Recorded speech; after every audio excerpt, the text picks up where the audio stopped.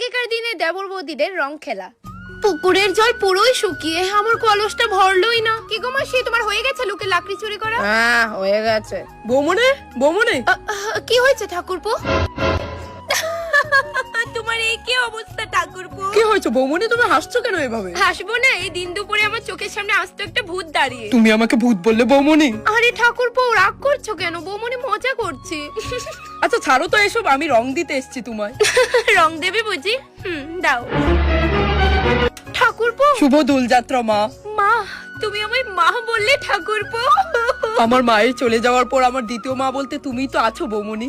আমি তোমার জন্য আজ বেগুনের দমকা বানাবো। ওটা তো আমার প্রিয় খাদ্য, কিন্তু বৌমনি তুমি তো বললে আজকে কুমড়ার পাছা বানাবে। মায়ের কাছে যে সন্তানের পছন্দটাই আগে। বৌমনি ঠাকুরপো আর এখনকার দিনে দেবর বৌদির রং খেলা। বৌদি বৌদি, জাস্ট রং এত তুমি ইদার লাগা লুকাই থার লাগে বুঝি। ব্যাংক আমার পিছনে পড়ে গেছে। ও নো, এ ভগবান আমার বাসায়ও হেতে। আরে বৌদি, আজকে দিনে সবাই সবাই রং দে, ডরাও কে লিখা বুড়ে না মানে হলি হে। কতক্ষণ তুমি আমাতে লুকাই থাকবা? একদিন না একদিন ধরম ঠিক হই কই গেছে। সবাই বাইরে গিয়া হোলি খেলে আর হে।